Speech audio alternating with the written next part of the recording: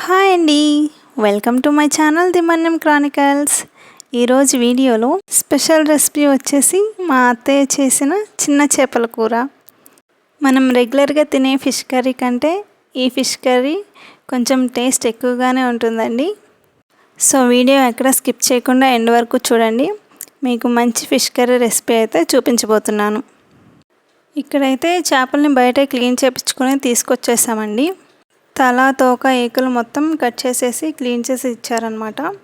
ఇప్పుడు అత్తయ్య మళ్ళీ వాటిని పసుపు ఉప్పు మజ్జిగ వేసి మళ్ళీ క్లీన్ చేస్తున్నారు.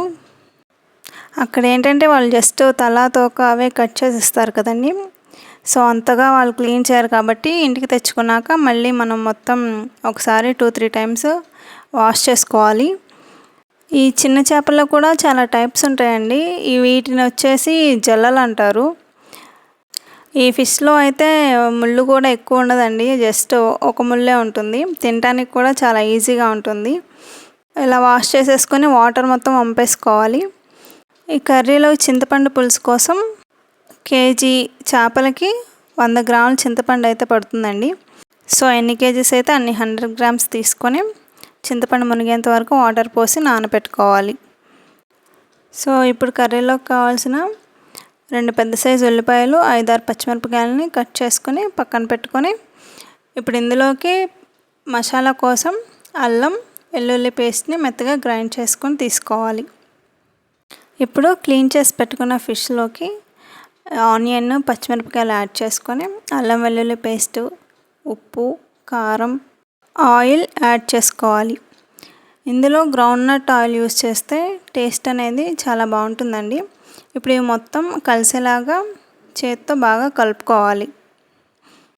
ఇప్పుడు ఇందులోకి కొద్దిగా పసుపుని యాడ్ చేసుకొని మళ్ళీ మొత్తం కలిసేలాగా ఒకసారి కలుపుకోవాలి. ఇప్పుడు ఇందులోకి మనం నానబెట్టుకున్న చింతపండు గుజ్జుని యాడ్ చేసుకోవాలి. ఈ ఫస్ట్ చిక్కటి చింతపండు గుజ్జుని అయితే యాడ్ చేసుకోవాలండి.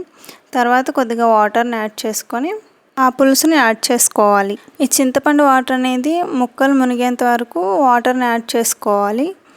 ఇప్పుడు మూత పెట్టేసుకొని స్టవ్ ఆన్ చేసుకొని 10-15 మినిట్స్ మీడియం ఫ్లేమ్లో కుక్ చేసుకోవాలి. 10-15 మినిట్స్ తర్వాత మూత తీసి చూస్తే మనకి ఇలాగా కుక్ అవుతూ ఉంటుందండి.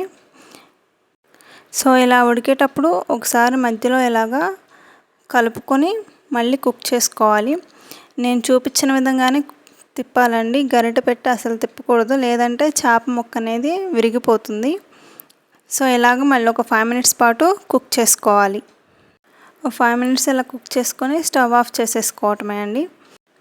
5 మినిట్స్ తర్వాత అయితే మనకి ఇలాగా కుక్ అయిపోయి ముక్క అనేది పైకి తేలుతుందండి.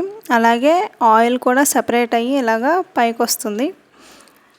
అంతే అండి, చిన్న చేపల కూర రెడీ అయిపోయింది. ఈ కర్రీని ఒక్కొక్కరు ఒక్కొక్క విధంగా చేస్తారు. సో ఇది మా అత్తయ్య చేసిన స్టైల్ అనమాట.